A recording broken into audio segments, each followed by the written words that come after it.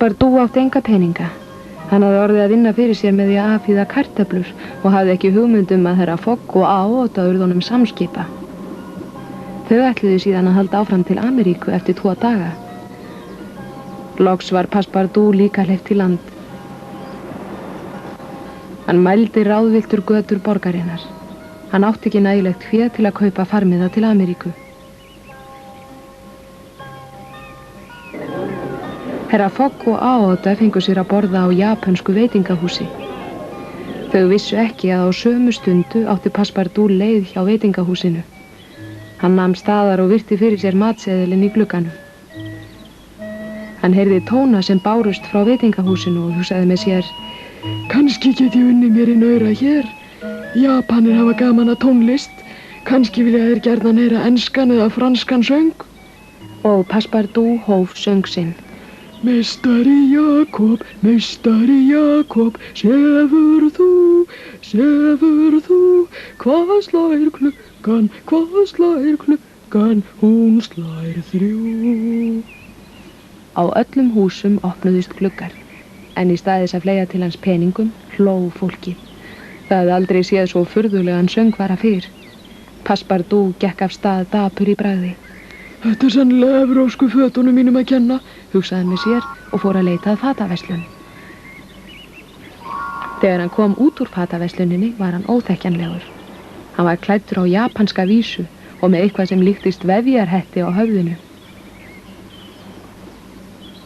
Hann reyndi nú aftur að syngja. Meistari Jakob,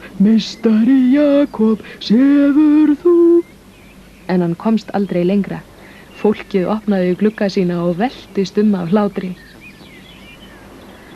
Nú ekkert athugavert við fötin mín, svo það hljóta að vera söngvarnir sem fólki gæðjast ekki að, hugsaði hann með sér og sneri aftur til hafnarinnar. Ert þú líka að leita vinnu borð í farþegaskipi? Spurði Japanið og Passepartout kinkaði kolli. Þú getur þá sparaði rómækið. Hér fjöldi Japana sem vilja gjarnan komast til Ameríku en þeir ekki peninga fyrir farinu. Nú var Passepartout ljóst að fólk hélt að hann væri í raun og veru Japani. Hann kom auga á trúð sem dró kerru með stóru auglýsingaspjaldi. Ég hlýt að geta fengið vinnu hjá amerískum sirkus, hugsaði Passepartout með sér og elti trúðinn.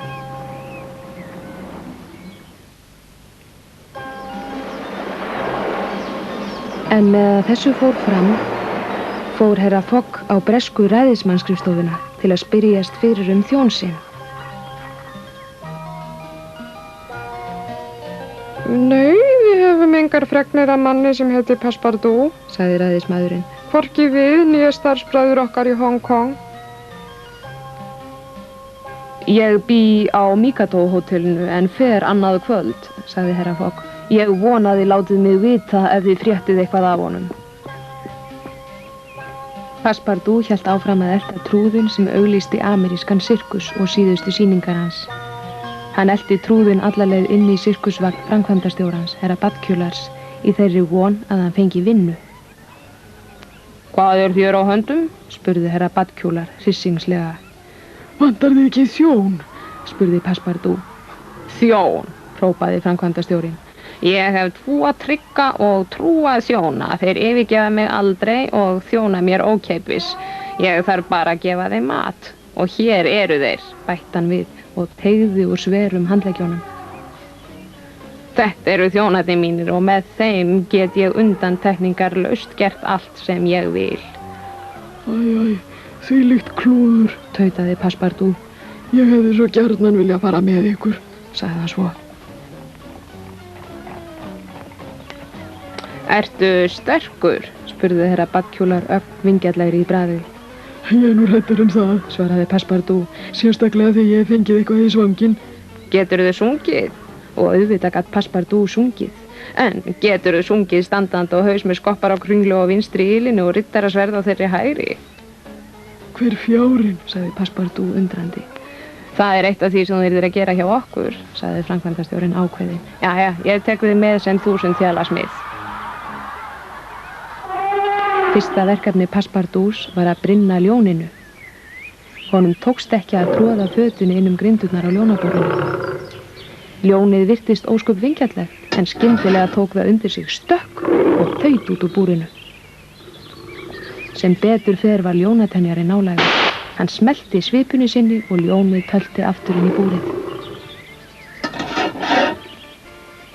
Á sama augnabliki sáu herra Fogg og Aoda auglýsingaspjaldið frá sirkusnum. Þau ákváðu að fara á síðustu sýninguna. Mér þykir svo gaman að sirkus, sagði Aoda full tilhlökkunar. Trúðurinn var látin kenna Passepartout að detta. Þetta er reynd ekki jafn auðvelt og það virðist, andvarpaði hann. Hans eina huggun var að þetta yrði síðasti dagur hans í Japan.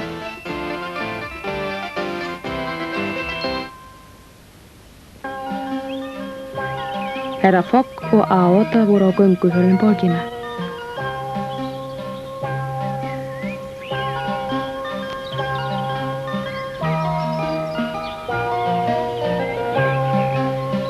Þau hittu sirkustrúðinn sem seldi aðgöngumiða að sirkusnum. Herra Fogg keypti 2 miða. Við verðum svo að flýta okkur borði í Grant hershöfðingja strax og sýningunni lokið, sagði hann. En hvað verður Passepartout? Spurði Aoda. Kæra Aoda, þú verður að skilja að ef ég kem of seint til London tapa ég veðmálinu. Ég skildi eftir mynd af Passepartout ásamt ferðafé bæði hjá ræðismanninum og á skrifstofu skipafélagsins. Meira get ég ekki gert. Passepartout hafði nú fengið nýtt verkefni hjá sirkusnum. Hann var nú félagi í loftfimleikaflokknum Löngu nefi í staði loftfimleikamanns sem hafði farið fyrirvaralaust. Flokkurinn dró nafn sitt af bambusstaf sem skreytti andlit þeirra félaga. Á honum léku þeir allskyns jafnvægislistir.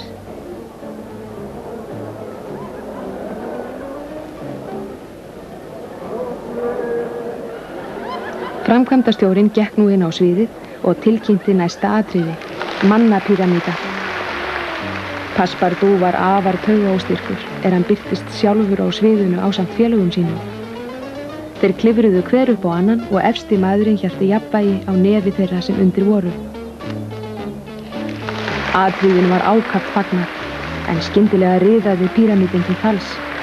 Passepartout var ekki lengur á sínum stað. Hann var þotinn út í sal til herra Foggs og faðmaði hann að sér. Kæri herra Fogg, mikið er ég fegin að hafa loksins fundið þig. Þá loks þekkti Fogg hinn digga þjón sinn. Þvílíkt kraftaverk, sagði hann, en nú skulum við öll flýta okkur borð í skipið.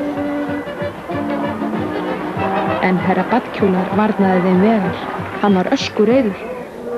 Ég heimta skaðabætur fyrir þetta skemmdarverk, æpti hann. Herra Fogg tók upp peningaveskið og rétti honum nokkra seðla.